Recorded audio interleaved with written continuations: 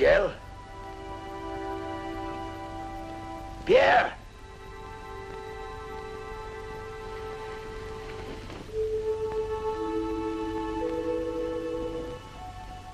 Michel!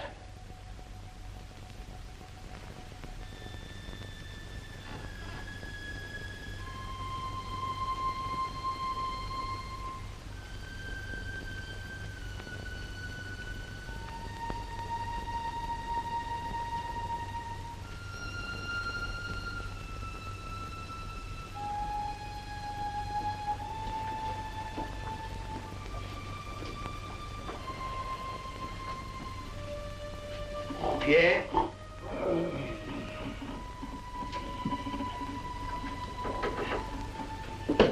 Michel? Michel!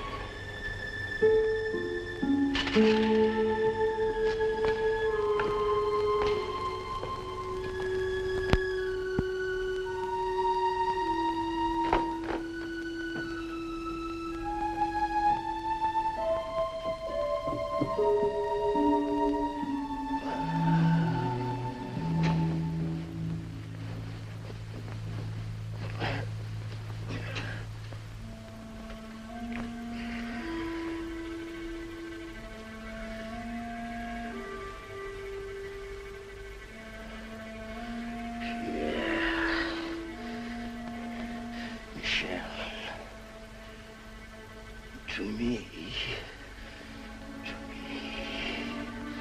the English are coming. English are coming. Easy, Charlie. Easy. Why all the noise? You are asleep. No one will hear you.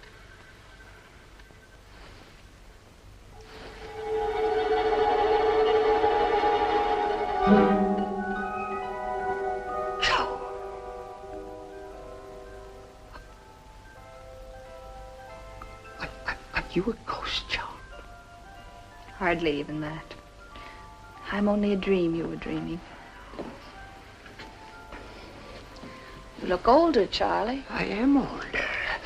Are you really dead? As dead as anybody ever is, Charlie. Did it hurt much, being burnt?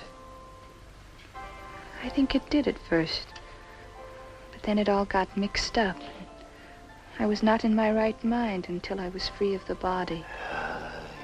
But don't you go handling fire and thinking it won't hurt. Oh, no. Oh, your mother and brothers have had your case tried over again. And the courts have declared your judges were full of corruption, fraud, and malice. The sentence on you was annulled, non-existent, without value or effect. I was burned all the same. Can they unburn me? Oh, but they've decreed that a beautiful cross be placed where the stake stood for your perpetual memory. I shall outlast that cross. I shall be remembered when men will have forgotten where the city of Rouen stood. There you go with your self-conceit, the same as ever. You always had infernal impertinence. You aren't calling me a witch, too, are you? I daren't now the church has righted you. Do you know I lie awake asking myself questions? How did she do this? How did she do that? You always got your own way, didn't you? With me, with the Archbishop, even with tough old Baudricourt, who sent you to me first. To me, the Dauphin of France. That was a miracle, eh? It was only a matter of eggs, Charlie. Eggs? No eggs! No eggs! Thousand! Thundersman, what do you mean by no eggs? What can I do? I cannot lay eggs. Now listen to me. Yes, sir. What am I? What are you, sir? Am I Robert, Squire of Baudricourt and captain of this castle of Vaucouleurs, or am I a cowboy? Oh, sir, you're a greater man here than the king himself. And you dare to tell me you cannot lay eggs? Oh, sir. Not, oh, sir. My Barbary hens are the best layers in Champagne. And you tell me there are no eggs. Who stole them? The milk was short too yesterday, don't forget that. I know, sir, I know only too well. There is no milk, there are no eggs. Tomorrow there will be nothing. There is a spell upon us. We are bewitched so long as the girl sits there. Where? Death of God. I told her to go, sir, but she won't. You've 50 men at arms. Are they afraid of her?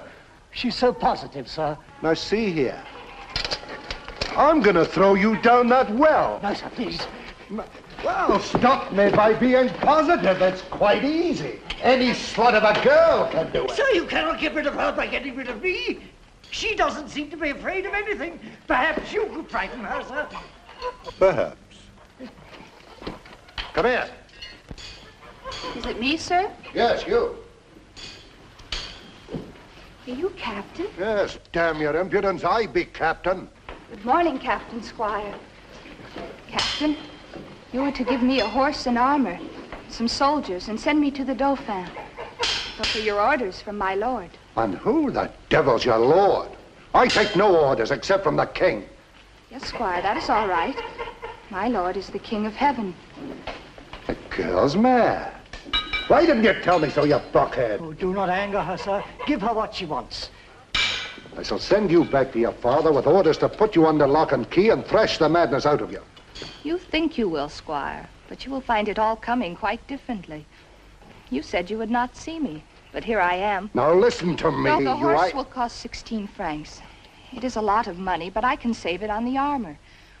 I do not need beautiful armor made to measure like you wear. I shall not want many soldiers. The Dauphin will give me all I need to raise the siege of Orleans. To raise the siege of Orleans? That is what God tells me to do. Well, I'll be damned. No, Squire. God is very merciful. And the blessed Saints Catherine and Margaret, who speak to me every day, will intercede for you. You will go to paradise, and your name will be remembered forever as my first helper. How old are you? 17, so they tell me. What did you mean when you said St. Catherine talked to you every day? She does. And St. Margaret, too. Now, what are they like? I will tell you nothing about that. They have not given me leave. You actually see them and they talk to you just as I'm talking to you? No, it is quite different. But you must not talk to me about my voices. How do you mean, voices? I hear voices telling me what to do. They come from God. They come from your imagination. Of course. That is how the messages of God come to us. And God says you're to raise the siege of Orleans. And to crown the Dauphin in Reims Cathedral. Crown that. And to make the English leave France. Anything else? Not at present, thank you, Squire. I suppose you think raising a siege is as easy as chasing a cow out of a meadow. I do not think it can be very difficult if God is on your side. Have you ever seen the goddams fighting? Have you ever seen them plundering, burning, turning the countryside into a desert? You must not be afraid, Robert. Damn you, I'm not afraid. And who gave you leave to call me Robert? You don't understand, Robert. Our soldiers are always beaten because they are fighting only to save their skins. And the shortest way to save your skin is to run away. Our knights are thinking only of the money they are making in ransoms. It is not kill or be killed with them, but pay or be paid. But I will teach them all to fight, that the will of God may be done in France. And you will live to see the day when there will not be an English soldier on the soil of France. And there will be but one king here. Not the English king, but God's French one. Hurrah! You may be talking rot, but if the troops swallow it, even the Dauphin might swallow it. And if you could put fight into him... Of course I can put fight in. Don't cut in before I have time to think. No, Squire.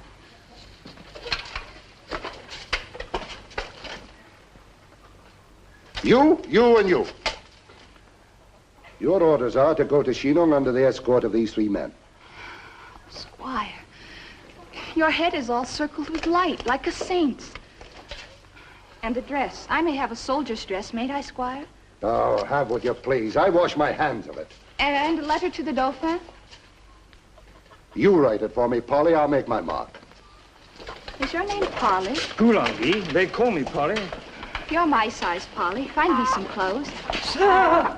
Sir! What now? The heavens are thee like mad, sir! Christ in heaven, she did come from God.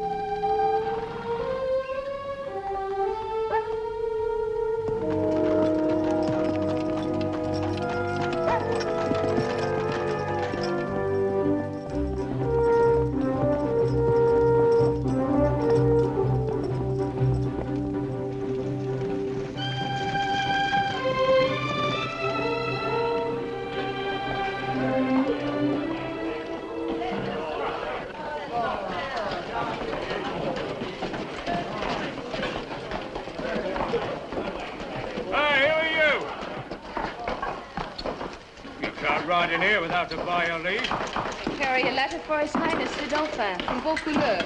Well, what's the password?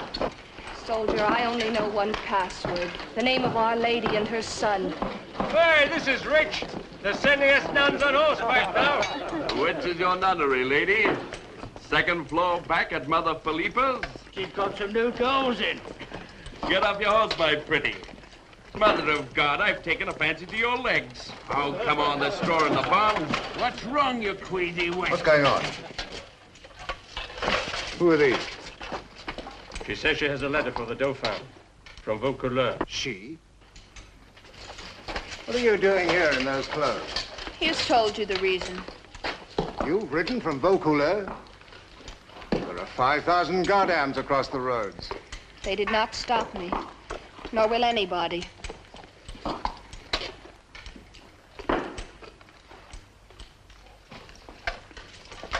Ah, come on. I've told you I've taken a fancy to you. You don't want to sleep on the horse? Hey, Death of God, I told you to get off that horse, you trollop. On the this to name His of Highness all the the Dauphin. saints, I'll skin your hide. You think you're for officers only, do you? Come down. You, I'm talking to you, you little slut. Let the poor man be. He is very near his end. Near me end, am I? Get down off that horse, you little...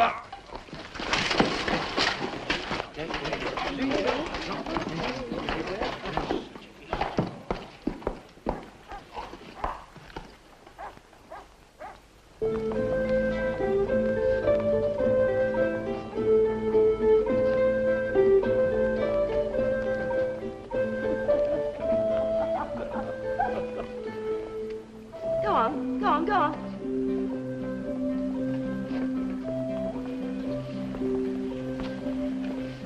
Your Highness? What do you want? Can't you see I'm busy? A letter, Your Highness, from Vaucouleurs. Oh. That's my letter. And it's my business as commander of the army to know what passes between your highness and the garrison at Vaucouleurs.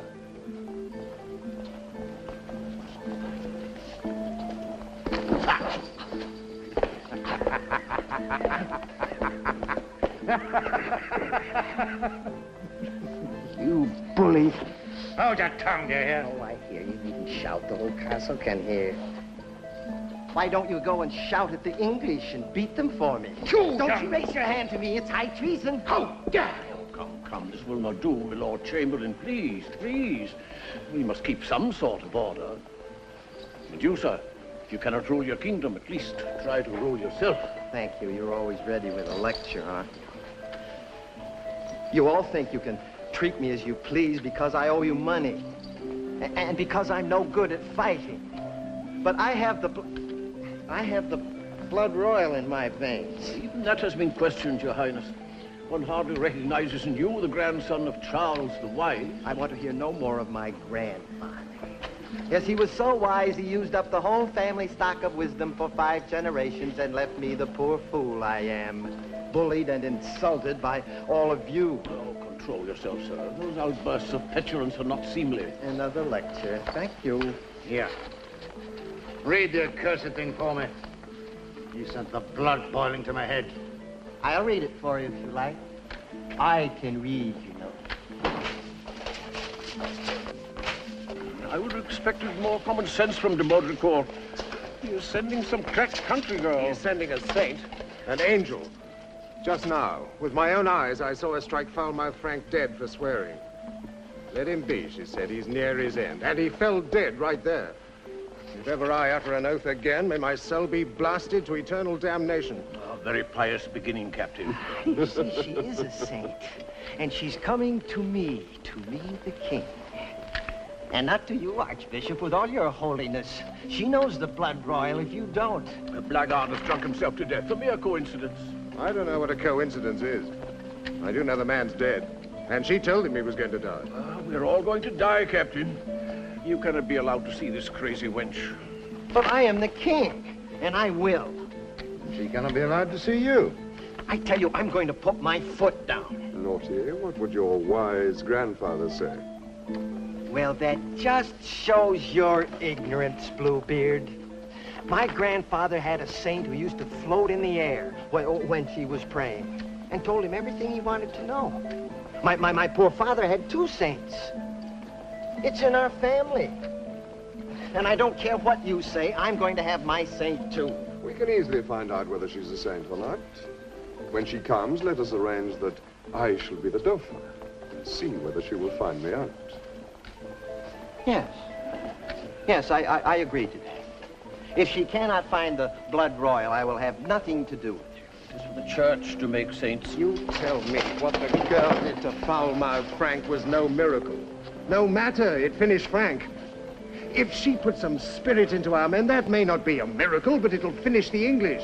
What harm in trying? Church must examine the girl before anything decisive is done. Oh, fetch her here. Music, enough! Listen to me, everybody. Arrange yourselves. Come, arrange yourselves. Bluebeard, up to the throne. You will pretend to be me. Pretend to be that thing, Holy Michael. I wonder, will she pick him out? Of course she will. Why? How's she to know? No? She'll know what everybody in Chinon knows, that the Dauphin is the meanest looking and worst dressed figure at the court, and that the man with the blue beard is Gilles de Rais. I never thought of that. Ah, you're not so accustomed to miracles as I am. You see, it is part of my profession. Yes, but that wouldn't be a miracle at all. But why not? A miracle, my friend, is an event that creates faith. That is the purpose and the nature of miracles. They may seem very wonderful to the people who witness them and very simple to those who perform them, but that does not matter. If they confirm or create faith, they are miracles. Even if they're frauds, do you mean? Ah, frauds deceive.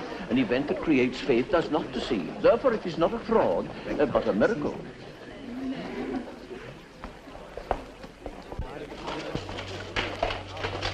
Your Highness, Joan from Do-Re-Mi. Let her approach the throne.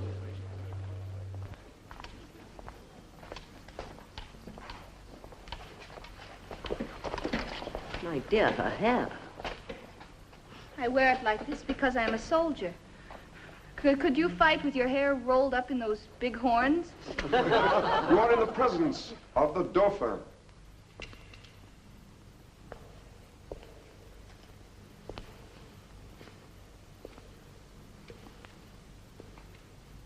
Come, Bluebeard. You can't fool me. Where be Dauphin?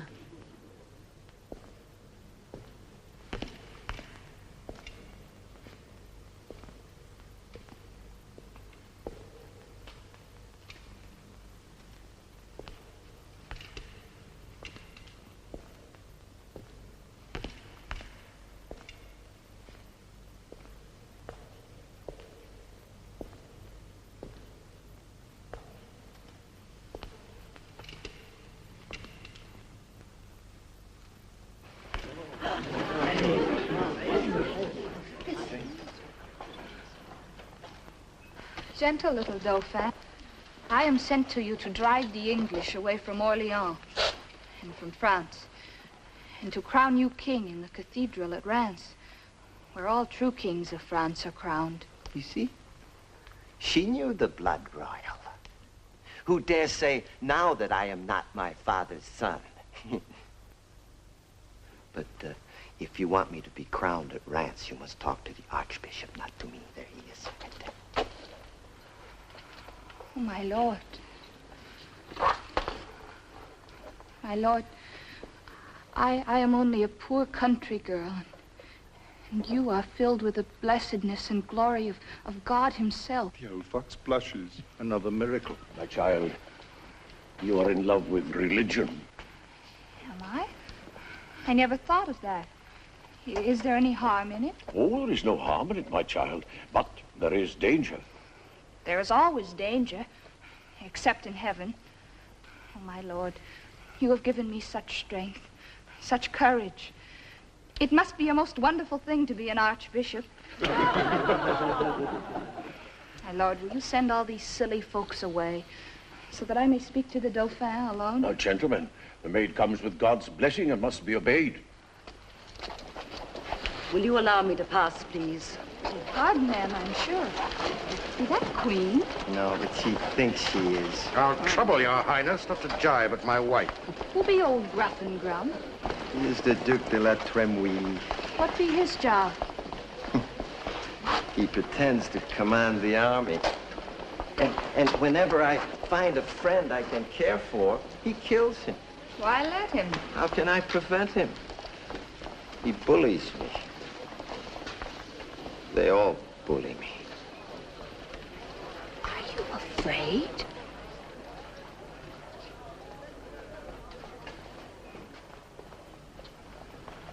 Yes, I am afraid. Wait, it's no use preaching to me about it. It's all very well for these big men with their armor that's too heavy for me. And their swords that I can hardly lift. They like fighting. Most of them are making fools of themselves all the time. They're not fighting. But I am quiet and sensible. I don't want to kill people. I only want to be left alone to enjoy myself in my own way. I never asked to be a king. It was pushed on me. So if you were going to say, son of St. Louis, gird on the sword of your ancestors and lead us to victory, you may spare your breath to cool your porridge, for I cannot do it. I'm not built that way. We are all like that to begin with. I will put courage into you. I don't want to have courage put into me. I want to sleep in a comfortable bed and not live in continual terror of being killed or wounded. No, you put courage into the others and let them have their belly full of fighting, but let me alone. It's no use, Charlie. You must face what God puts on you. Oh. Come, let me see you sitting on the throne. I've looked forward to that. Now, what is the good of sitting on the throne when the other fellows give all the orders? However,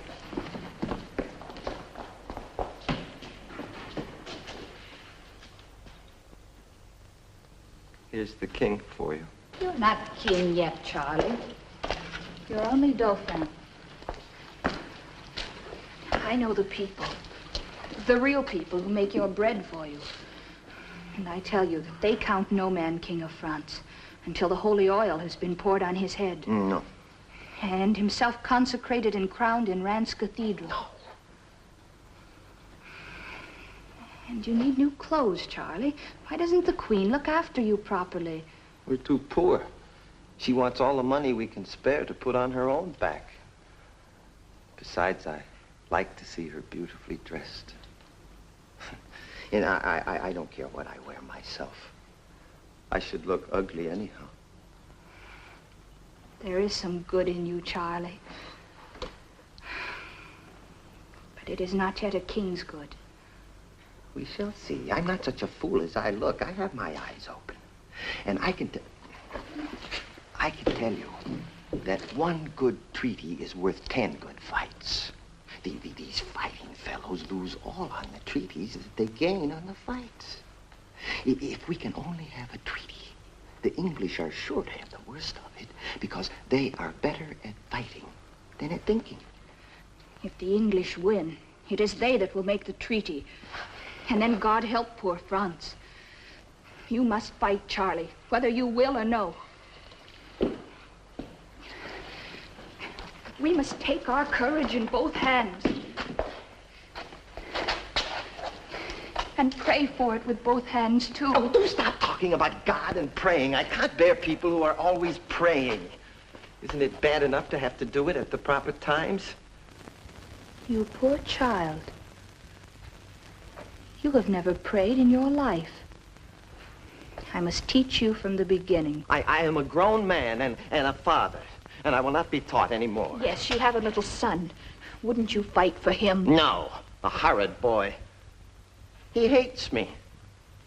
He hates everybody, selfish little beast. I don't want to be bothered with children, and I don't want to be a father, and I don't want to be a son, especially a son of St. Louis.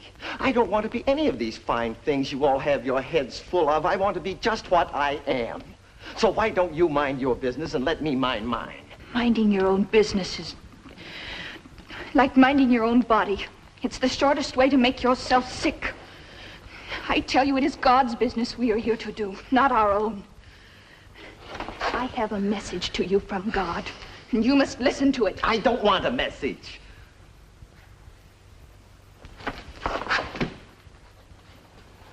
But can you tell me any secrets? Do you know any cures? Can you turn lead into gold or anything of that sort? I can turn you into a king. And that is a miracle. It will take some doing, it seems. If we go to Rass and have a coronation, Anne will want new dresses, and we can't afford them. I'm all right as I am. As you are. And what is that? Less than my father's poorest shepherd. You're not lawful owner of your own land of France till you be consecrated. I shall not be lawful owner of my own land anyhow. Will the consecration pay off my mortgages? Charlie, I come from the land, and I have gotten my strength working on the land. And I tell you that the land is yours to rule righteously and keep God's peace in. And I come from God to tell you to kneel in the cathedral and solemnly give your kingdom to him forever and ever and become the greatest king in the world as his steward and his bailiff, his soldier and his servant. The English will fall on their knees and beg you to let them return to their homes in peace. Will you be a poor little Judas and betray me and him that sent me?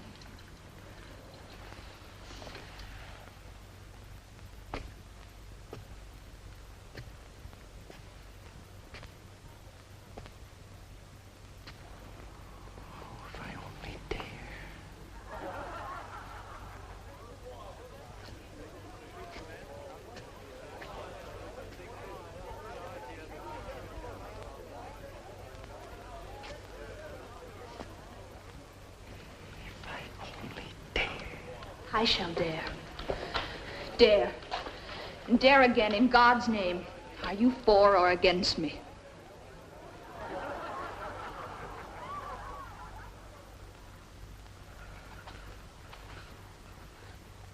I'll risk it. I warn you, I shan't be able to keep it up, but I'll risk it. You shall see. Stay with me and don't let me be bullied.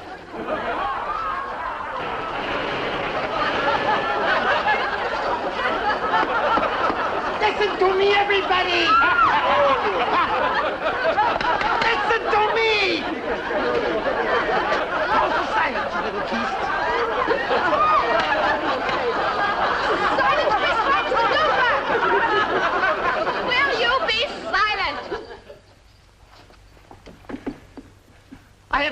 command of the army to Joan the maid. What's this? I command the army.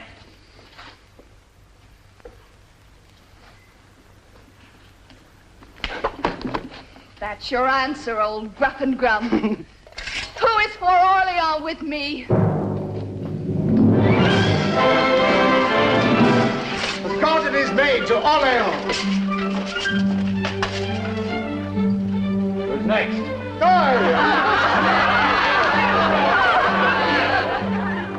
West wind, west wind, west wind. Will it never blow again?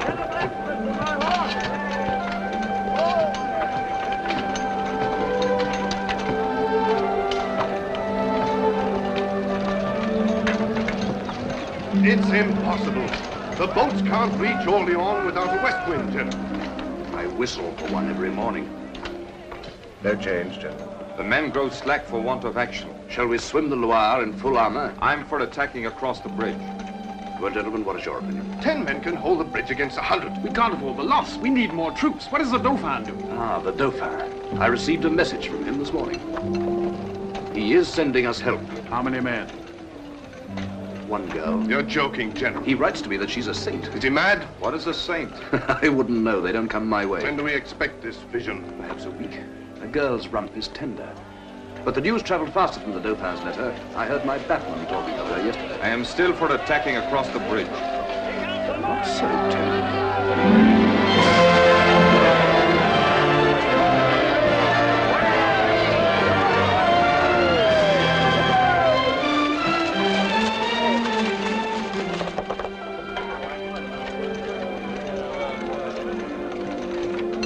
Are you the bastard? Are you the maid? Naye. Sir? You've arrived sooner than I thought. We played no dice on the road, and we carried no women in our baggage. No women? I see no preparations for attack. We wait more troops. Come, take a glass of wine after your ride. I will not take a glass with you until we drink it in Orleans. There is only the Loire between you and the English. The Loire is wide, my girl. There is a bridge. In God's name, let us cross and fall on them. It seems simple, but it cannot be done. Who says so? I say so, and older and wiser heads than mine. Then your older and wiser heads are bat heads. Do you not know that I bring you better help than ever came to any general or any town? Your own? No, the help and counsel of the King of Heaven. Show me the way to the bridge. I will be the first to cross it. I dare you to follow me. Oh, you must not dare a staff officer. Only company officers are allowed displays of personal courage. Come, I'll show you the bridge.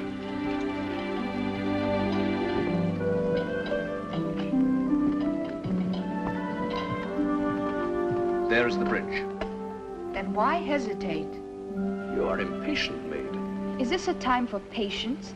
The enemy are between us and Orleans, and here we stand doing nothing. I will deliver you from fear. Oh, no, no, my girl. If you delivered me from fear, I should be a very good knight for a storybook, but a very bad commander of the army. Come, let me begin to make a soldier of you. Do you see that fort at this end of the bridge? Is it ours or the goddam's? Be quiet and listen to me. If I were in that fort with only 10 men, I could hold it against an army. The English have 10 times 10 goddams in there to hold it against us. They cannot hold it against God. God did not give them the land under the fort. They stole it from him. He gave it to us. I will take the fort. Single-handed. Our men will take it. I will lead them. Not a man will follow you. I will not look back to see whether anyone is following me. Faith, you have the makings of a soldier in you. You're in love with war. The Archbishop said I was in love with religion. Religion, that's for priests and women. You can't be a woman and a soldier, maid. I am a soldier. I do not want to be thought of as a woman. I will not dress as a woman. I do not care for the things women care for. They dream of lovers and of money. I dream of leading a charge and of placing the big guns. Now, don't despise us, maid. You can still learn from us. Come.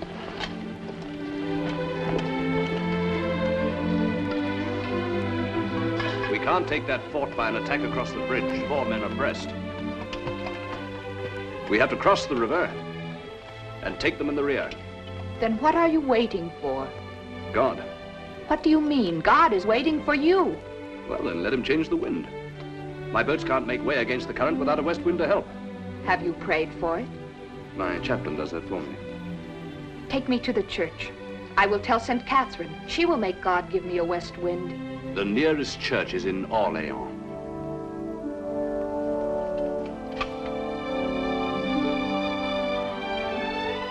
Perhaps the Godams pray, too. Sir! Look, sir!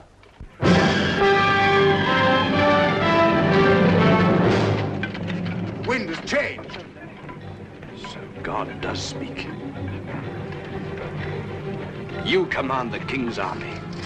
I'm your soldier. Dunois, dear comrade in arms, set my foot on the ladder and say, up, Joan.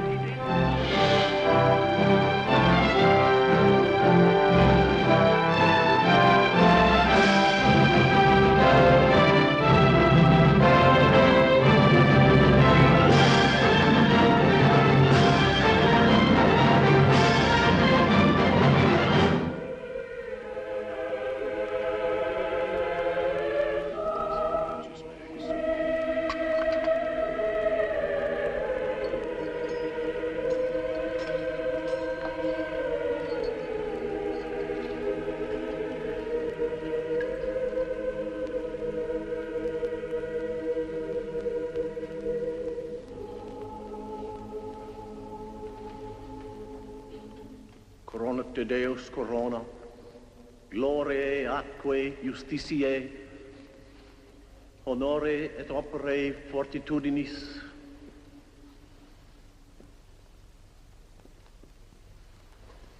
In nomine Patris et Filii et Spiritu Sancti. Amen.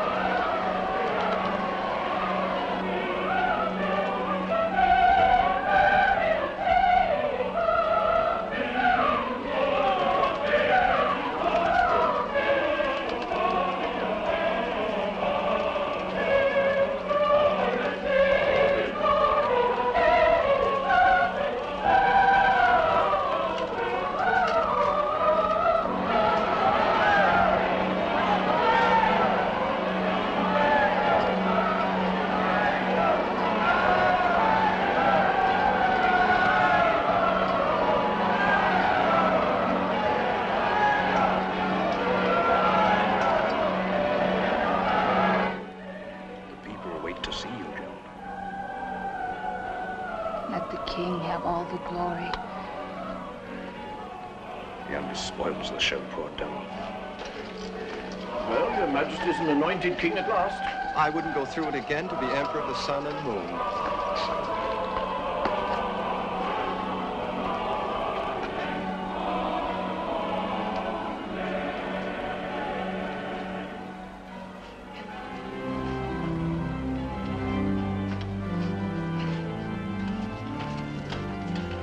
For goodness sake, somebody help me with these things. Help His Majesty, boy. Oh, the weight of these robes. I thought I should have dropped when you loaded this crown onto me. You must be nearly dead. Your robes must weigh a ton. And that famous holy oil Joan talks so much about is rancid. Your Majesty, that oil is nearly 1,000 years old.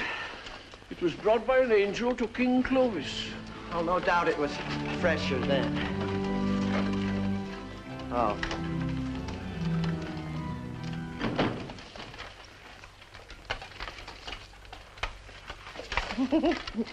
Sire, I've made you king. My work is finished. I must go back to my father's farm. Oh. Must you? Well, that will be very nice for you. A healthy life, you know. But a dull one.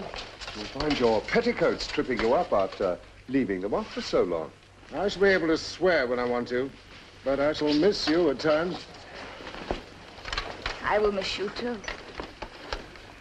But these others, they will none of them be sorry to see me go. Well, we don't want you to stay if you would rather go home. A woman's place is with her parents or with her husband. I expect we shall see you at court now and then. And of course, if there's anything I can do for you at any time.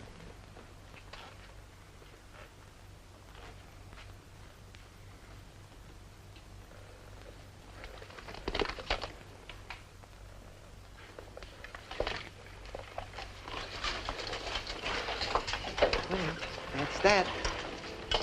Of course, she had her uses.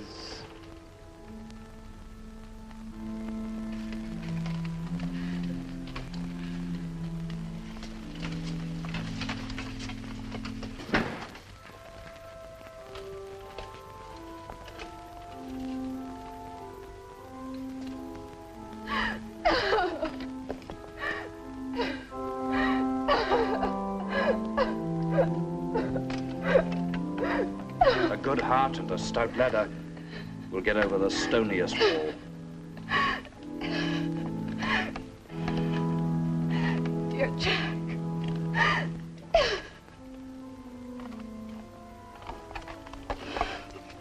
How I wish it were the bridge at Orleans again. We lived at that bridge. Yes, Faith. And died, too. Some of us.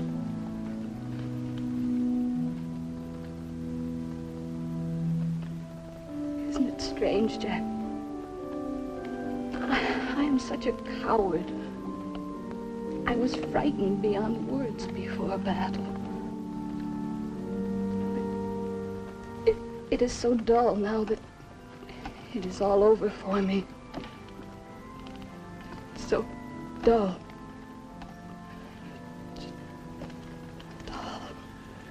You must learn to have moderation in war, just as you have in your food and your drink, my little saint.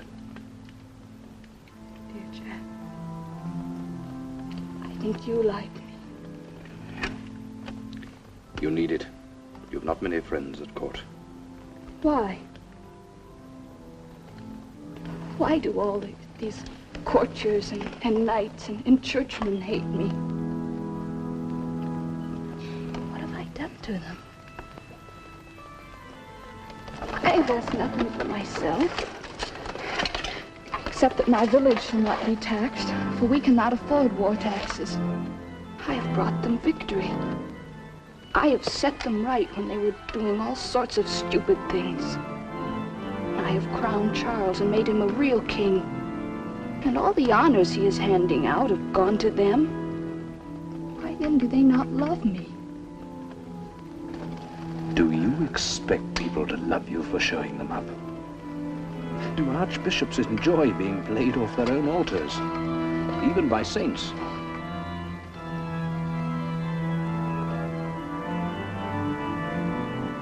I'll tell you something, Jack. It is in the bells I hear my voices. Not today when they all rang. That was nothing but jangling. But here, where the echoes linger, or in the fields, where they come from a distance through the quiet of the countryside,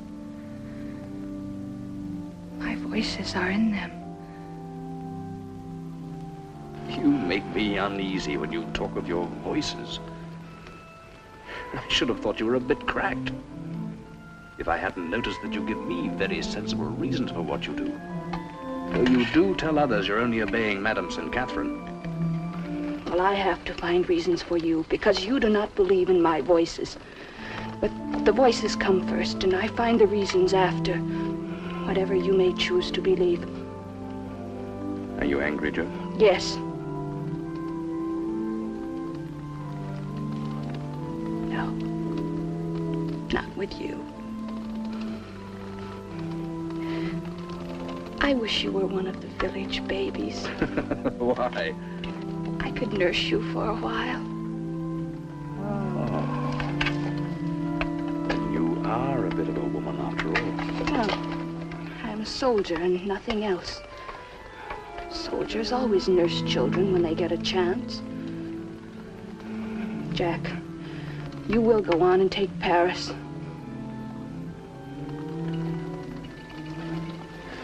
Who knows?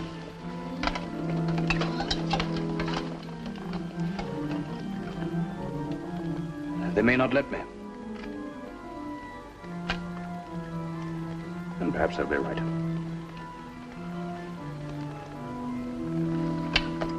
What do your voices say now, Joan? Nothing. They're not always with me.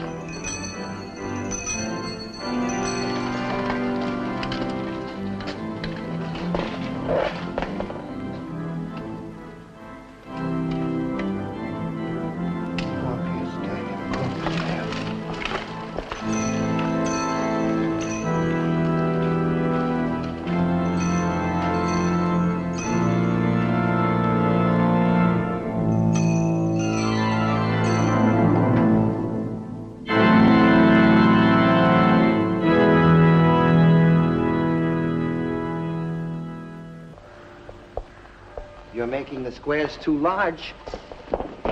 Look. But the royal right leg is a little weak.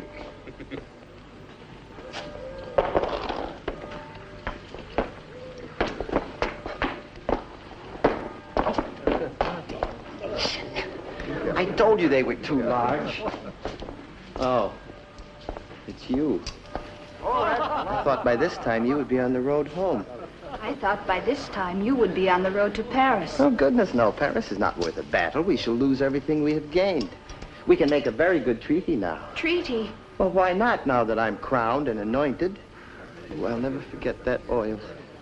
Give me the chalk, I'll show you.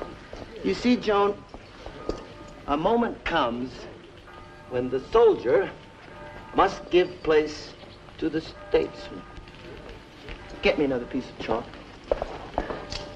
War is fought not only with cannon and men's lives, it is fought with astuteness and bits of paper.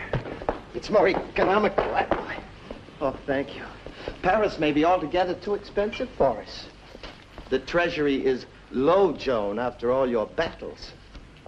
But you are no true king of France till you hold Paris. Oh, Archbishop, you speak to her. She wants to start fighting again. She can only think of fighting, fighting, fighting. Let us be content with what we have done. You agree with me, don't you, Archbishop? It's time for a treaty. Our luck is too good to last. Luck. God has fought for us, and you call it luck. May the king addressed himself to me and not to you. You forget yourself. You very often forget yourself. Then you tell him that it is not God's will that he should take his hand from the plow. If I am not as glib with the name of God as you are, it is because I interpret his will with the authority of the church. When you first came, you would not have dared to speak as you are now speaking. You have stained yourself with the sin of pride. Yes, she thinks she knows better than everyone else. But I do know better, and I am not proud. I never speak unless I know I am right. And how do you know you're right? I always know. My voices. Oh, your voices, your voices. Why don't the voices come to me? I am king, not you. They do come to you. But you do not hear them. You have not sat in the field in the evening listening for them.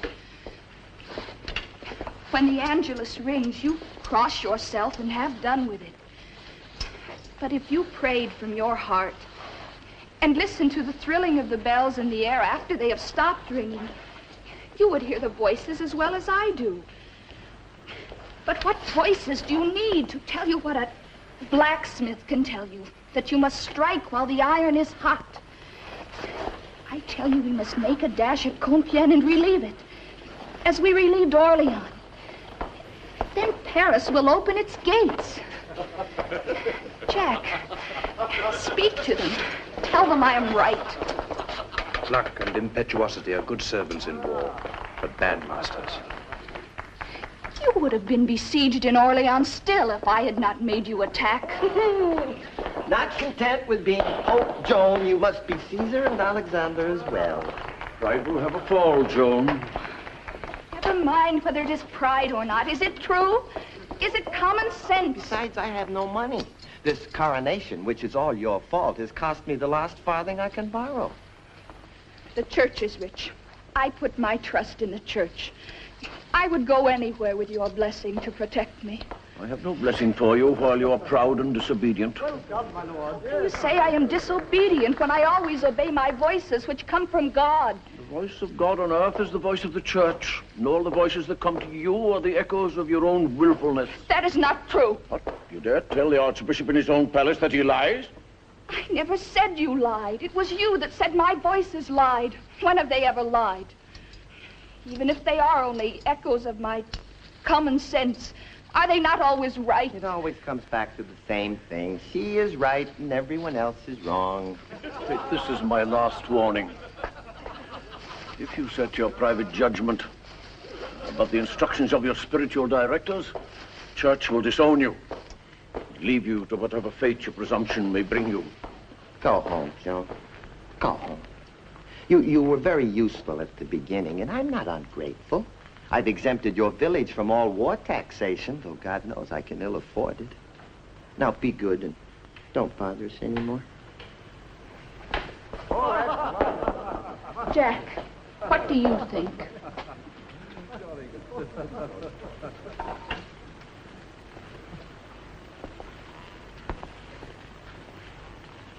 I think that God was on your side. For I've not forgotten how the wind changed, and how our hearts changed when you came. But I tell you as a soldier that God is no man's daily drudge, and no maid's either.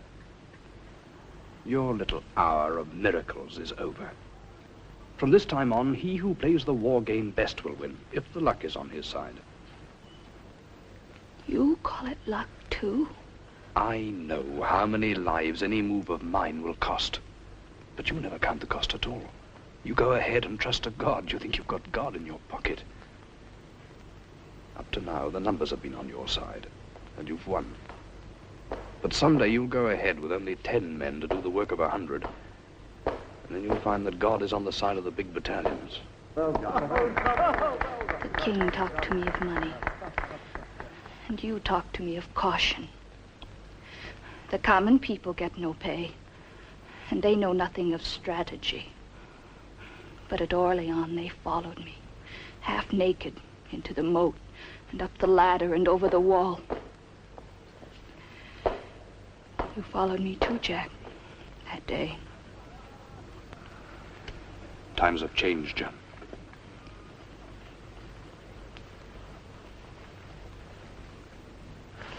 God is my judge. If you fell into the Loire, I would jump in full armor to fish you out. But if you play the fool before Paris and get caught, I must leave you to your doom. And if they capture you, they will drag you through the streets and burn you as a witch. You stand alone, absolutely alone. That is the truth, Joan. Heed it. Where would you all have been now if I had heeded that sort of truth? There is no help, no counsel in any of you.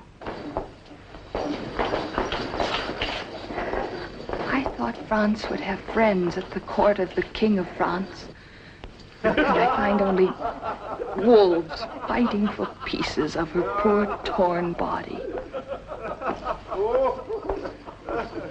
I believe that you, who now cast me out, would be like strong towers to keep harm from me. But I am wiser now. And nobody is any the worse for being wiser. Do not think you can frighten me by telling me that I am alone. France is alone. And God is alone. And what is my loneliness before the loneliness of my country and my God? I see now that the loneliness of God is his strength. What would he be if he listened to your jealous little counsels? Well, my loneliness shall be my strength, too. It is better to be alone with God. His friendship will not fail me, nor his counsel, nor his love. In his strength, I will dare and dare until I die. I will go out now to the common people and let the love in their eyes comfort me for the hate in yours. You will all be glad to see me burned. But if I go through the fire, I shall go through it to their hearts forever and ever. So God be with me.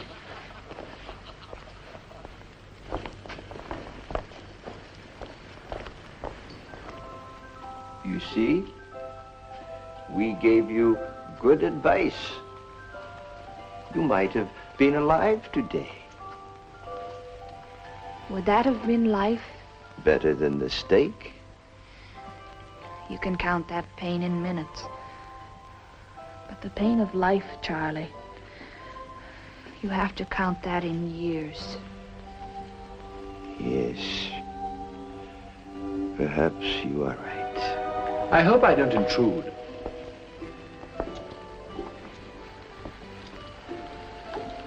Who are you? I am the Earl of Warwick, madam. You may not remember the name, but I paid 16,000 pounds for you when the Burgundians knocked you off your horse. Is there so much money in the world? There was, madam, in England. I never saw you at my trial. Your trial was a church matter, madam. I saw you, but only through the peephole of your cell. This is the one chance I have to speak to you. You know how it is, heaven and hell, Oxford and Cambridge, they never really mix. I've come to apologize. Your burning was purely political, no personal feeling. Don't worry, my lord. It was God's will. God? Oh, yes, of course, though I prefer to call it historical necessity. All the same, you put it very nicely. A touch of true breeding. I don't understand the words you use. They don't speak English where you come from. Anyway, I insist on apologizing. To you, too, sir. Although I might argue that I helped to make you a king by helping her to become a saint. At home, they always call me the kingmaker. God made me a king. I was of the blood royal. We mustn't put all the blame on God. Strange what mistakes even an intelligent man like me can make. Burning you seemed an obvious political necessity. I thought it would put an end to your legend, but here we are still talking about you. I see now it would have paid to be merciful and let her die of old age in her cell. Merciful.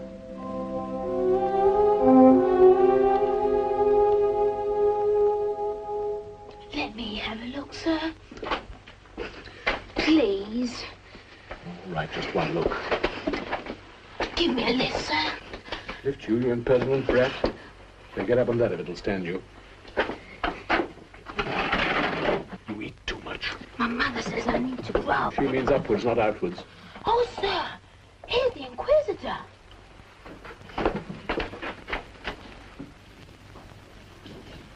Joan, when we were here 2 days ago, you were hasty and ill-considered in your replies. I hope you've thought over my questions and will answer like an honest child of the church.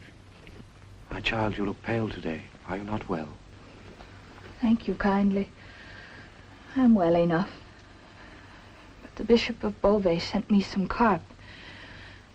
And it made me ill. Are you saying the bishop's fish is stale? He meant to be good to me, I know. But it is a fish that does not agree with me. The English thought you were trying to poison me. Poison you? Do you accuse a bishop of using poison? The English are determined I shall be burnt as a witch. Why do you leave me in the hands of the English? And why must I be chained by the feet to a log of wood? Are you afraid I will fly away? When you were left unchained, did you not try to escape?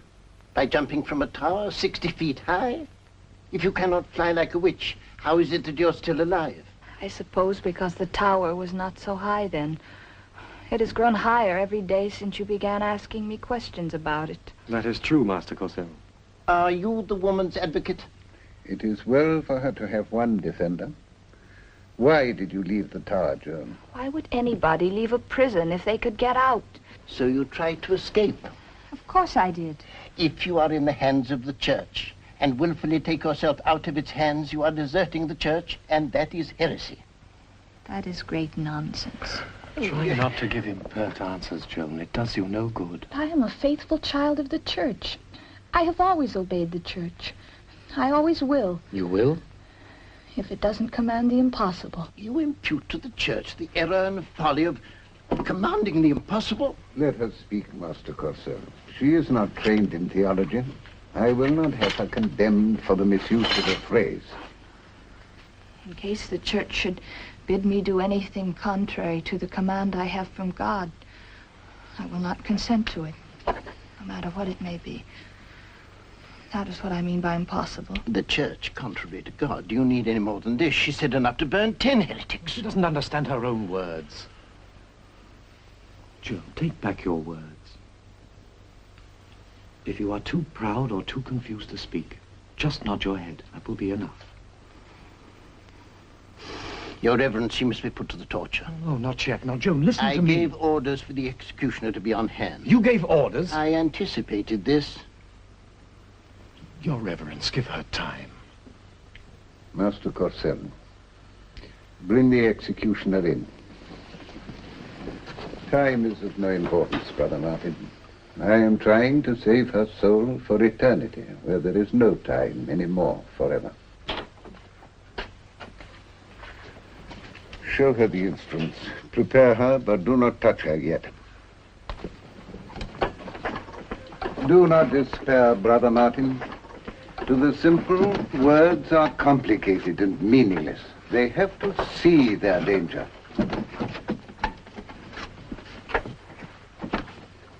Shut your legs, go. Let's make him a few inches longer. Shut your vulgar mouth. Go and fetch in the hook and the screw and the irons. Oh, madam, if I may trouble you. Torture is a fine art. I don't care for such shows. Oh, please, let me see, sir. Abominable boy. Go and find Monsignor Cochon, the Bishop of Beauvais, and tell him Please, that one look, sir. Lie down. Don't be afraid.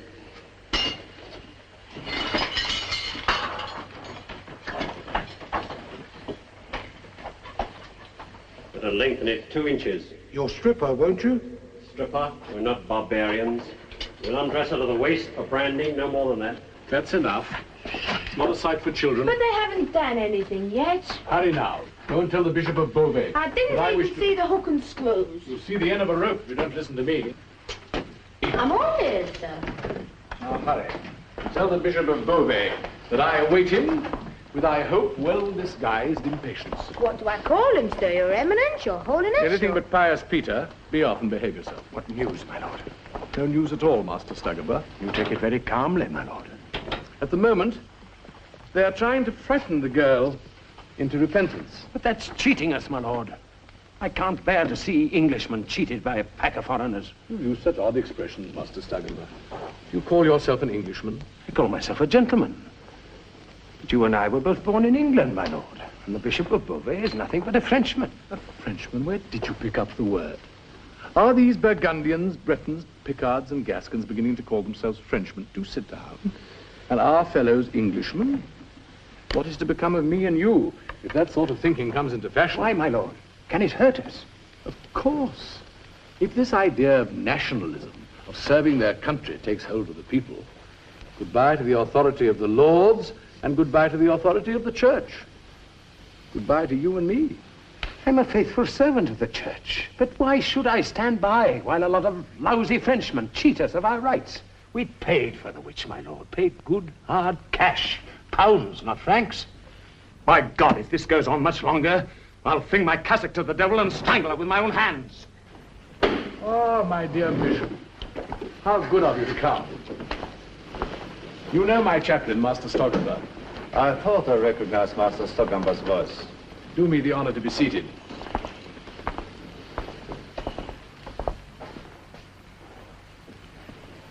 To speak bluntly, Your Eminence, we are not at all happy at the speed of church justice. It is now 9 months since the maid was captured by the Burgundians, and 4 months since I bought her for you. Is this trial never going to end? It has not yet begun. You see, my lord, not begun. We have examined the maid 15 times. But only yesterday and today has the representative of the Holy Inquisition taken part in the examination. But the girl's a witch, an obvious witch. The bishop is speaking, Master Stoggenberg. We have to consider not merely our own opinions, but the opinions, the prejudices, if you like, of a French court. A Catholic court, Your Eminence. I'm afraid the bare fact that an English army has been defeated by a French one will not convince them there's any sorcery in the matter. We were not fairly beaten. No Englishman is ever fairly beaten. At Orleans, this woman had her throat pierced by an English arrow. It was a death wound, yet she fought all day. And when our men had repulsed her attacks like true Englishmen, she walked alone to the walls of our fort with a white banner in her hand, and our men were paralyzed and could neither shoot nor strike. Was that Dunois's generalship or witchcraft? It's a waste of time accusing her of witchcraft. She has proved herself a witch over and over again. Think of the eggs at Vaucouleurs. Eggs. I tell you, she's not a witch, but a heretic. What difference is there? You, a priest, ask me that? All these things that you call witchcraft are capable of natural explanation. You English are strangely blunt in the mind. And you Frenchmen always split hairs. The fogs of your country do not breed masters of theology. Fogs? We have no fogs. I've seen more fogs in France. Master Stoggenberg. May I not speak, my lord? I would rather you did not, Master Stoggenberg, unless you can keep your temper. I absolve him on the ground of invincible ignorance. Are you calling me ignorant? My lord, I ask your protection. Oh, you have it, you have it. Please proceed, Your Eminence. No! No! I gave you orders not to touch her. If I find so much as a bruise... I never touched her, Your Reverence. I swear it. Just a little demonstration to make things clear. Have you been hurt, Joan? No. He told the truth. Will you now take back your words and tell his reverence? Brother Martin, I've made my decision.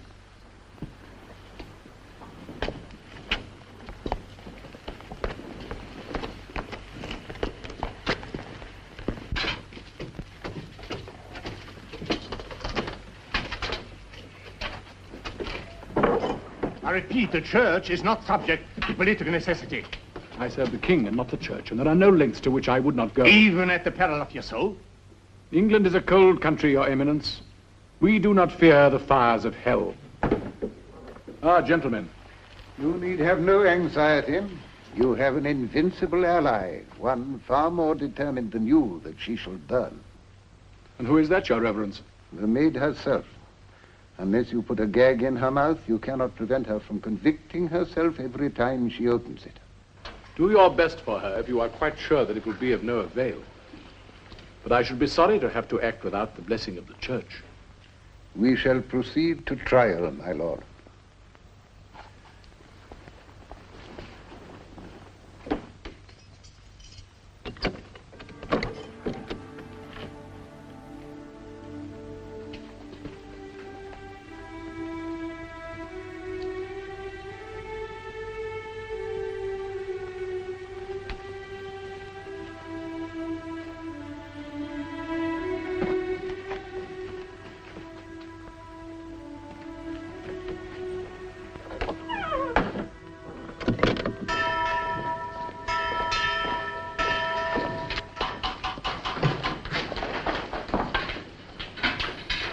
Good day, Brother Martin.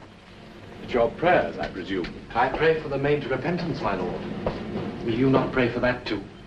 It would hardly be consistent. Put guards in the cloister. The bishop will object, my lord. He'll throw his objections to me, but I suspect he will be reasonable. And in the court? No, we must allow them their little kingdom. How many men have you in the square? 800, my lord. It should be enough. Does she die today?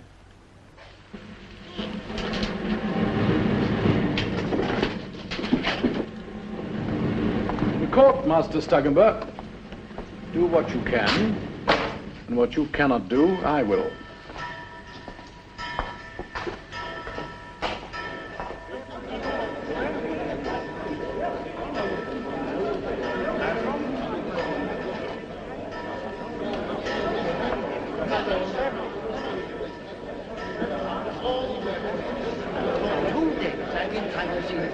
can never get here. I avoid me every time I can.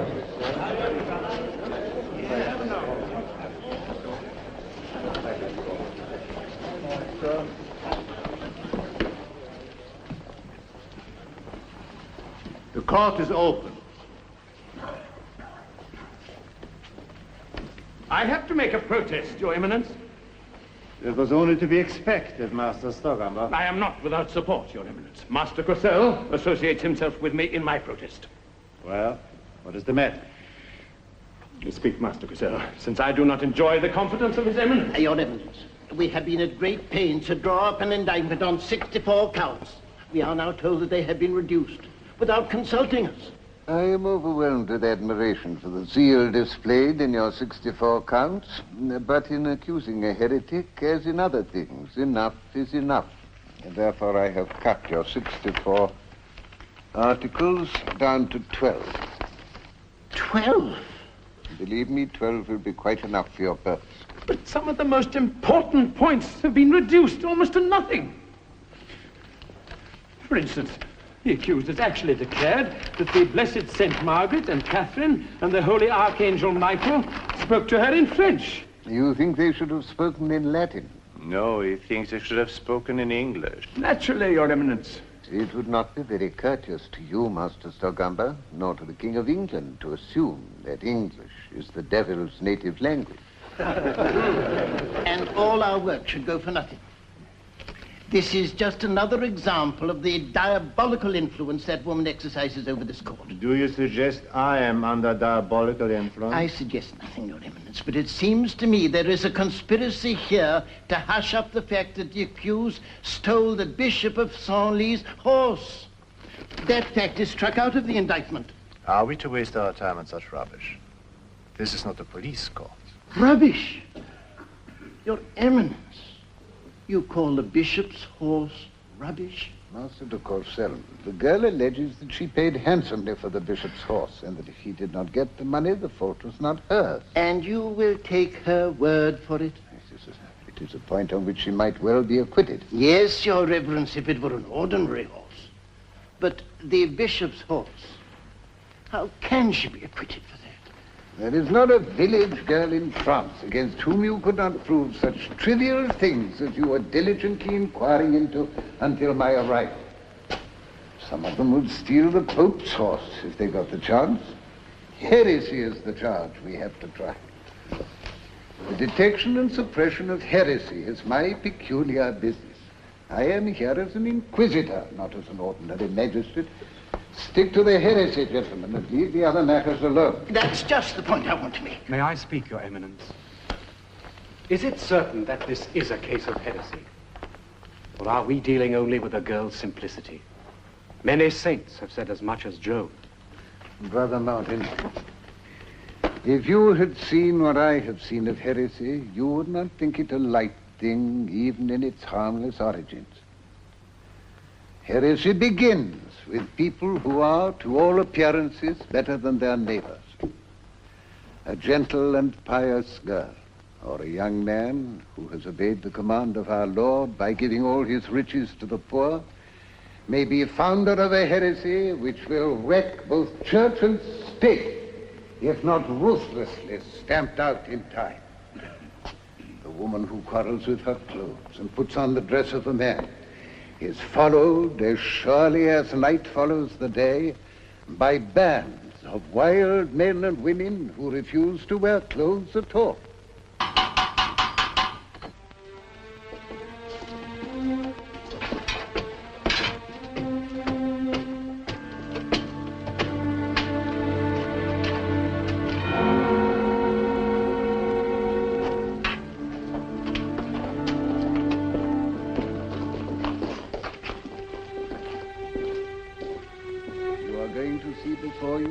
Young girl, pious and chaste.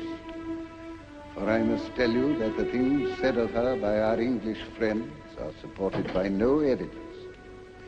Therefore you must be on your guard against your natural compassion.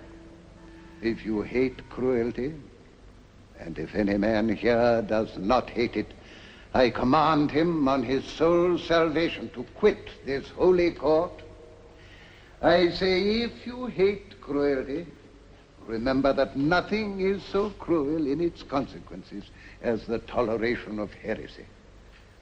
Remember also that no court of law can be so cruel as the common people.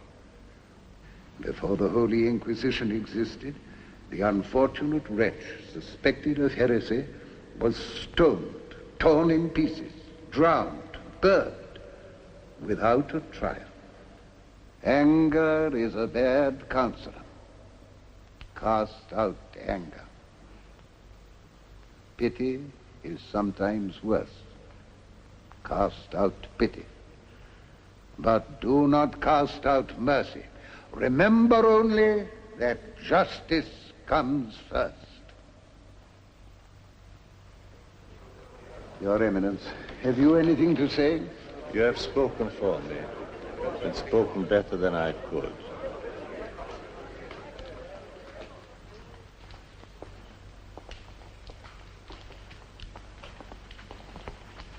Sit down, Joan.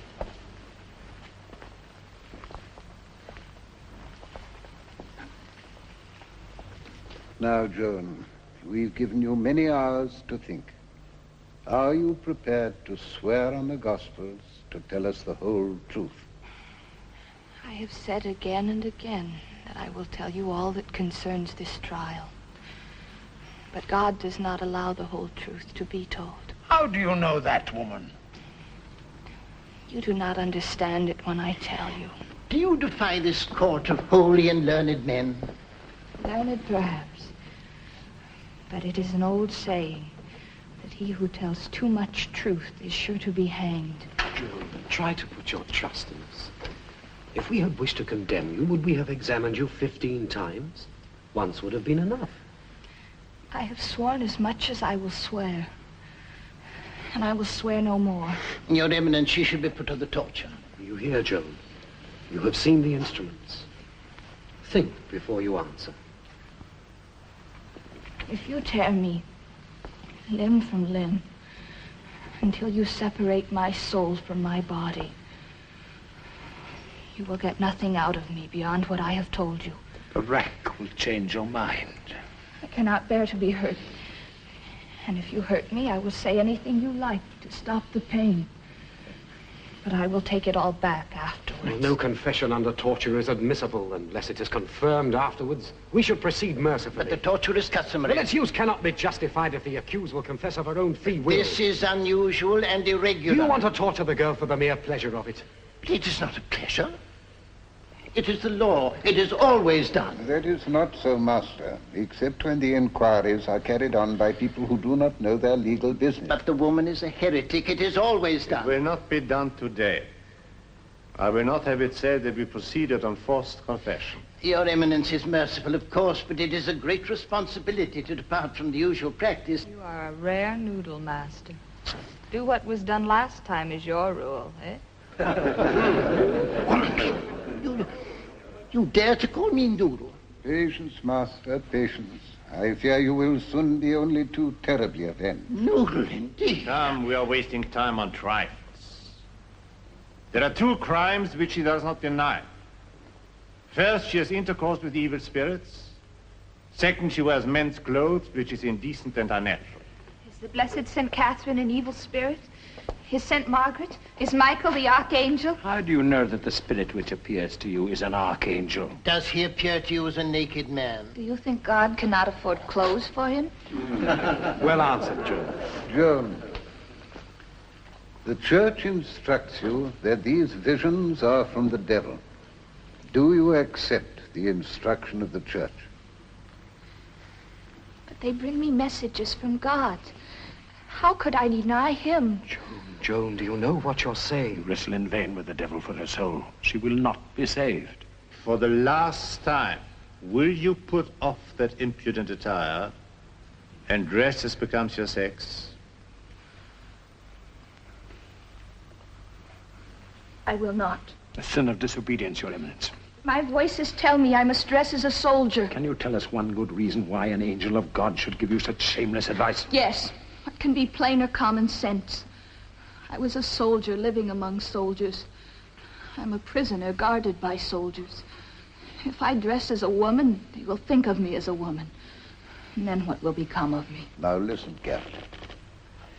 If the church tells you that your revelations and visions are sent by the devil to tempt you to your damnation, will you believe that the church is wiser than you?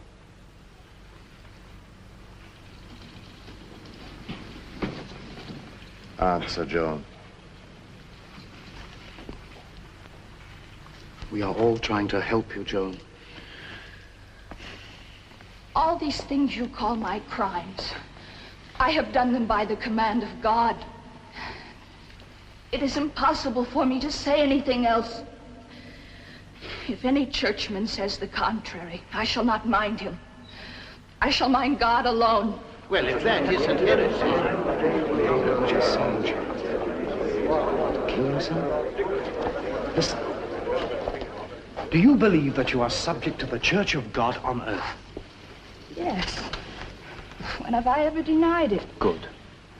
That means that you are subject to His Holiness the Pope, to the cardinals, the archbishops, and the bishops whom this court represents today. My voices do not tell me to disobey the church. But God must be served first. And you, and not the church, are to be the judge. What other judgment can I judge by but my own? Dare you pretend, after what you have said, that you are in a state of grace? If I am not, may God bring me into it. If I am, may God keep me in it. That is a good reply, Your Eminence. Were you in a state of grace when you stole the bishop's horse? The devil take the bishop's horse. Executioner. But you said I was not to be tortured. You are not to be tortured, because you have confessed everything that is necessary to your condemnation. Master Executioner, let her hear your answers to my questions. Are you prepared for the burning of a heretic this day? Yes, Your Eminence. Is the stake ready? It is, in the marketplace. The soldiers have built it too high for me to get near her and make the death easier. It'll be a cruel death. But you are not going to burn me now? Do you realize it at last? There are 800 English soldiers waiting to take you to the marketplace the moment the sentence of excommunication has been read.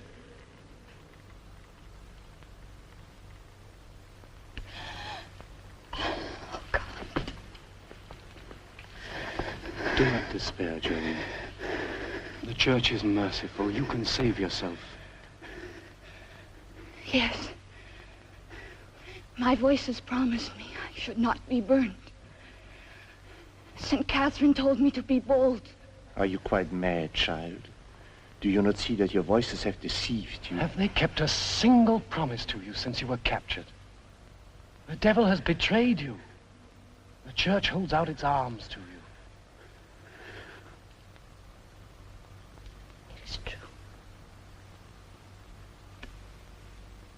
It is true. My voices have deceived me.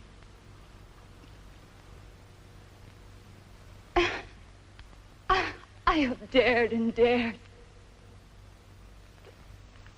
Only a fool will walk into a fire.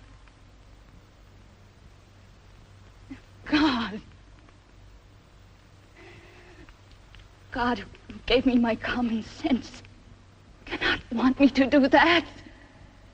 Oh, God. Oh, God. Oh, God.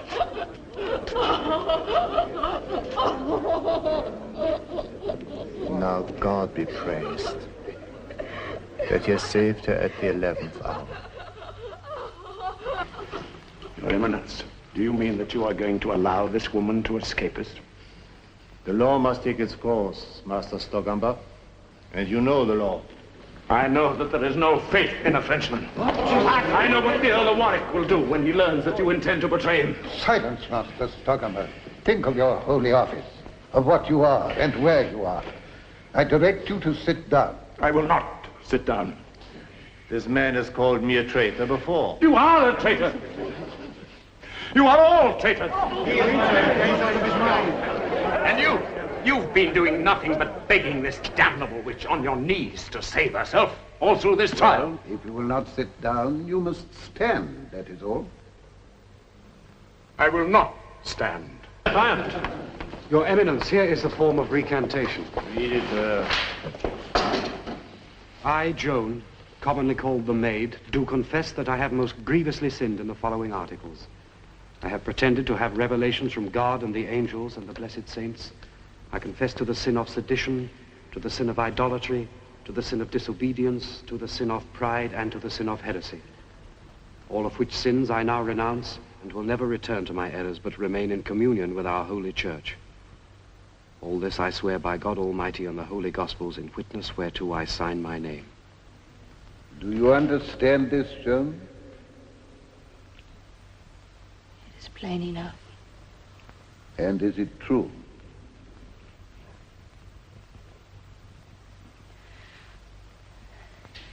If it were not true, the fire would not be ready for me in the marketplace. Come, child, take the pen. I cannot write. But you have signed many letters before. Yes, but someone guided the pen.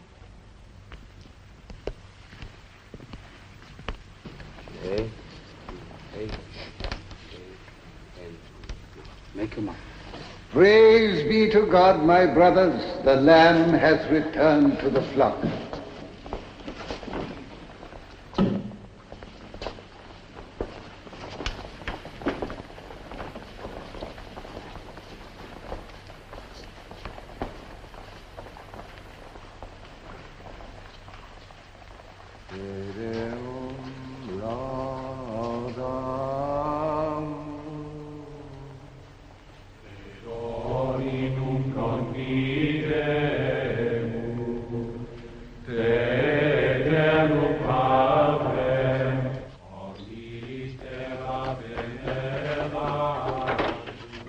Lord, they've cheated us. The witch has recanted. I thought it probable. You take it very calmly, my lord. What are we going to do? The angels may be on the side of the church, but I have 800 soldiers. Don't blame the church, my lord. It's these French priests. And what would you say if the Pope found her innocent? He's a foreigner too, my lord. And in England... One doesn't consider him infallible. Of course, my lord. In faith and in morals. But this is politics. Don't worry. She will burn before the Pope gets to hear of it. Captain.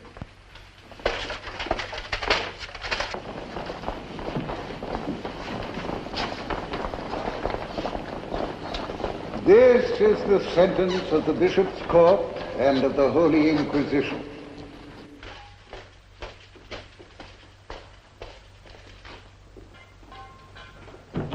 Because thou hast sinned most presumptuously against God and the Holy Church,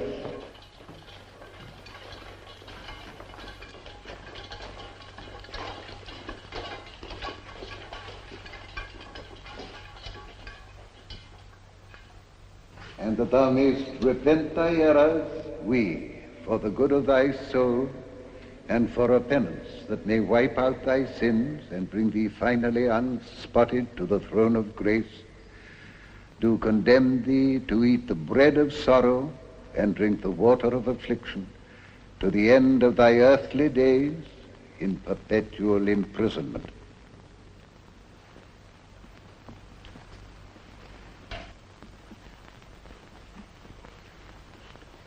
Perpetual imprisonment. Am I not then to be set free? Set free, my child, out of such wickedness as yours. What are you dreaming of?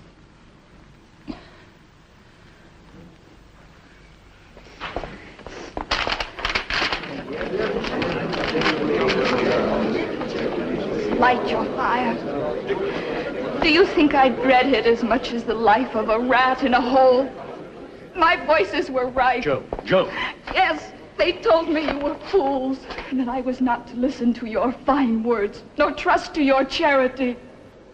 You promised me my life, but you lied. You think that life is nothing but not being stone dead. It is not the bread and water I fear. I can live on bread. What have I asked for more? Bread has no sorrow for me, water no affliction. But to shut me from the light of the sky, and the sight of the fields and flowers, to chain my feet so that I can never again ride with the soldiers, nor climb the hills, to make me breathe foul, damp darkness, and keep me from everything that brings me back to the love of God, when your wickedness and foolishness tempted me to hate him.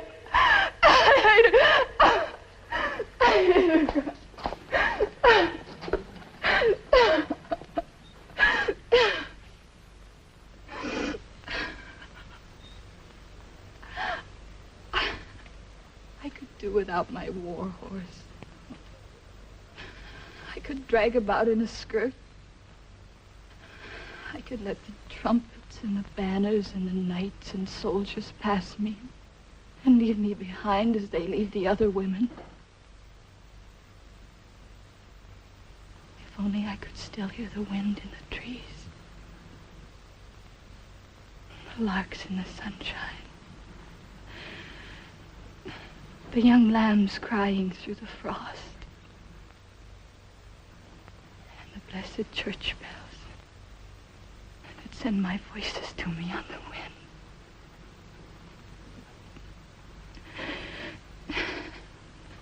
But without these things,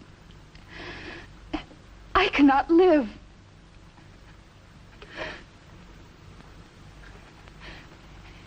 And by your wanting to take them from me, or from any human creature, I know that your counsel is of the devil, and that mine is of God.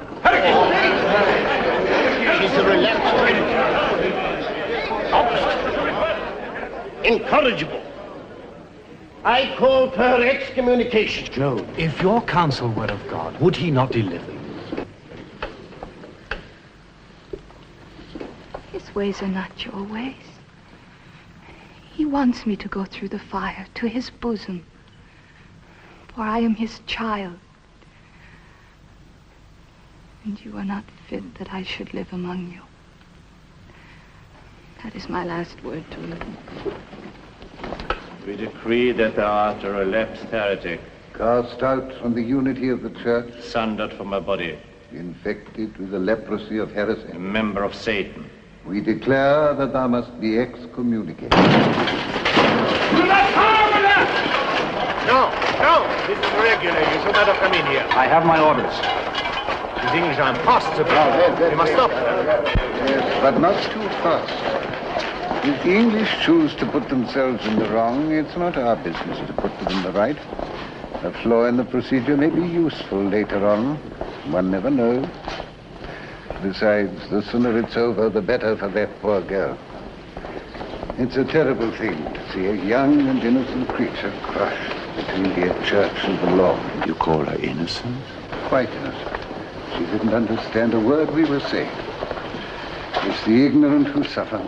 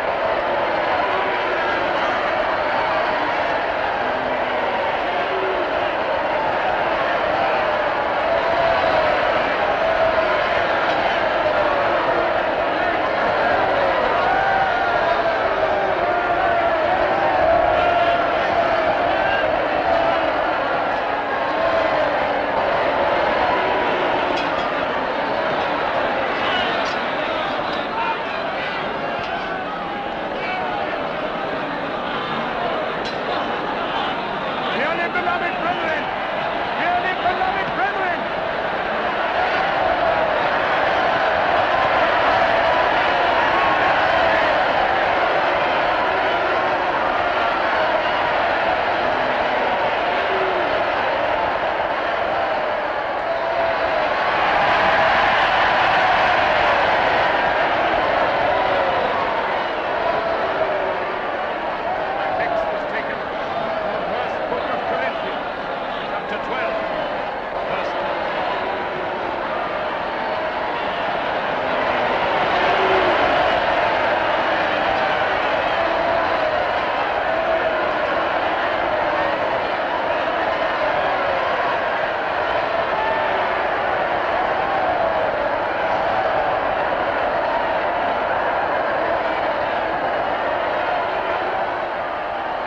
She's asking for a cross.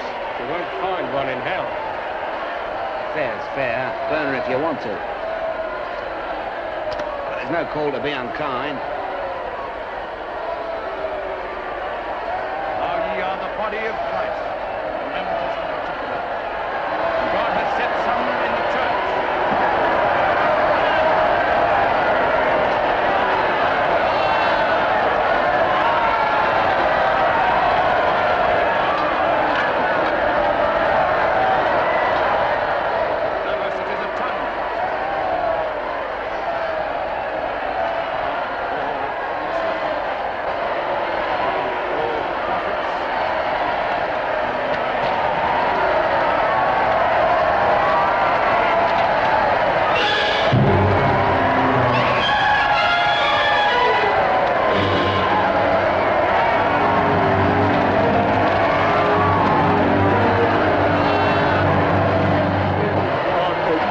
Take away the sight from me.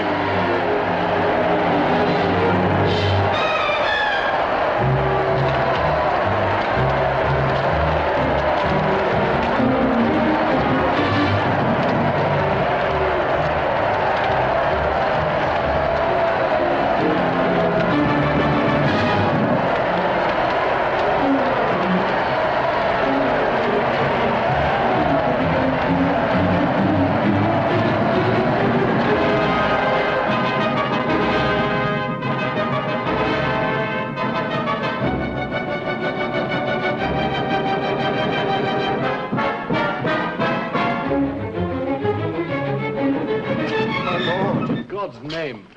Pray for me, pray for me. Yes, of course. Only calmly, gently. I meant no harm. I did not know what it would be like. Oh. You saw it then? I didn't know what I was doing. I didn't know what I was doing. I am a hot-headed fool. And I shall be damned for all eternity for it.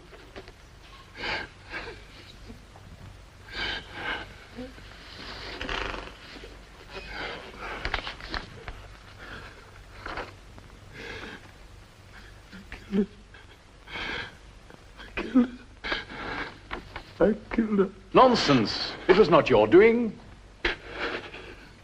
I let them do it. No. Control yourself. If you have not the nerve to see these things, why do you not do as I do and stay away? She asked for the cross. The soldier gave her 2 sticks tied together. Thank God he was an Englishman. A fool. They'll burn him too if the priests get hold of him. Some of the people laughed at her. They would have laughed at Christ. They were French people. I know they were French. Master Stagumper, control yourself. I know we were French.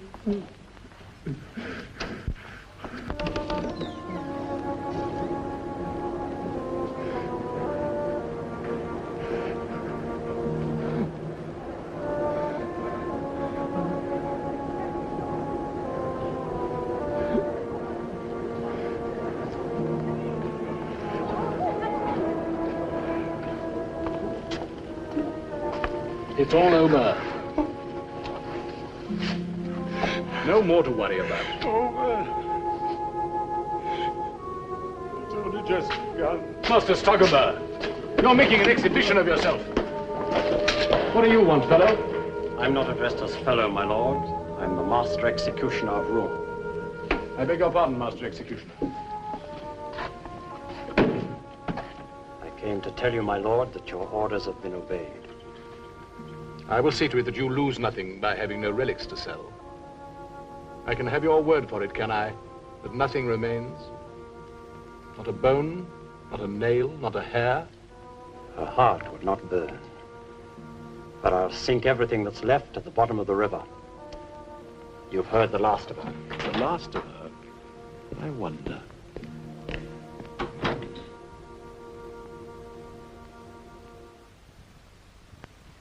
It was easy to fight the goddams and still love them. A blasphemy is a sort of prayer. But you never curse or pray. God forgive me. I cannot love your kind. Be fair. Your churchmen were just as much to blame as I am. Blame Monsignor Cochon, His Eminence the Bishop of Beauvais. Oh, don't trouble about Cochon. I saw justice was done to him. You liar. Thank you. If it isn't Peter Cochon, what has happened to you? Are you dead or alive? Dead. Dishonored. They pursued me beyond the grave. They excommunicated my dead body. They dug it up and flung it into the common sewer. Yet, God is my witness, I was just. I was faithful to my light. I could do no other than I did. Yes. It's always you good men who do the big mischiefs. Look at me. I am not Charles the Good, nor Charles the Wise, nor Charles the Bold. Joan's worshippers may even call me Charles the Coward because I did not pull her out of the fire. But I ask you, what king of France has done better? Are you really King of France, Charlie? Be the English gone? I have kept my word. The English are gone. Praised be God. Tell me about the fighting, Jack. Was it you that led them? Were you God's captain to your death? I'm not dead. My body is very comfortably asleep in my bed at Chateaudun. But my spirit was called here by yours. And you fought them my way, Jack, eh? Staking life against death, with a heart high and humble and void of malice. Faith, it was any way that would win. And the way that won was always her way. I wrote a fine letter to set you right at the new trial. Perhaps I should never have let the priests burn you, but I was busy fighting at the time. Besides, it was the church's business, not mine. There was no use in both of us being burnt, was there?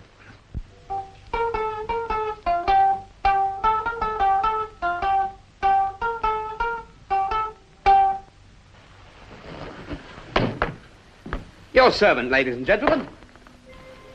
Are you a saint? Yes, lady. Straight from hell. A saint? From hell? Yes, noble captain. I have a day off every year. That's my allowance for my one good action. In all the years of your life, did you do only one good action? It came natural. But they scored it up for me. What was it? Why, the silliest thing you ever heard. I just... He tied 2 sticks of wood together and gave them to a girl that was going to be burned. Who told you that? Would you know her if you saw her again? Not I. There's so many girls. They all expect you to remember them. But this one must have been a prime sort, for I have a day off every year for her. So until dawn, I am a saint.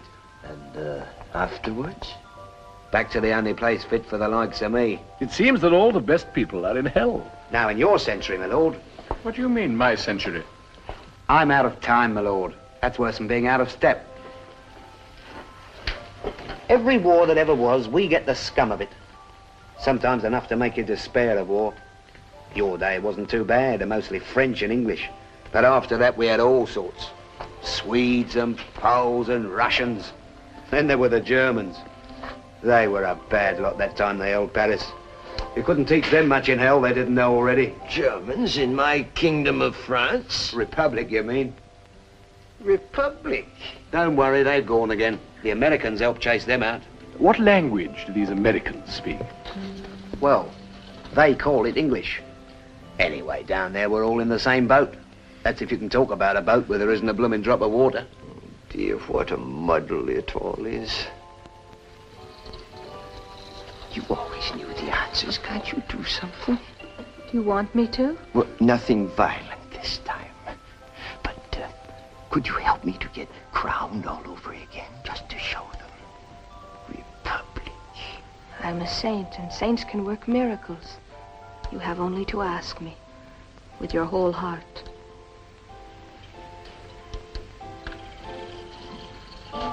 Shall I arise from the dead and come back to you, a living woman?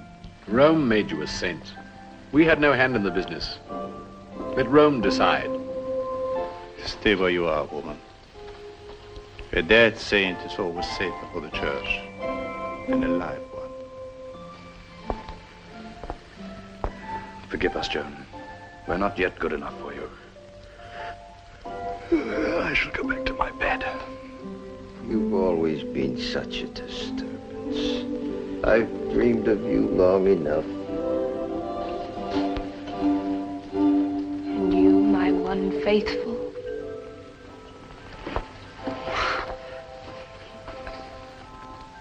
The Dawn lady. Excuse me. I've got a pressing appointment. Down below.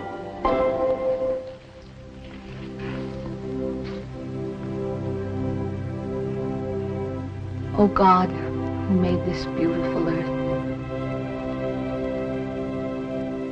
when will it be ready to receive your saints? How long, O Lord? How long?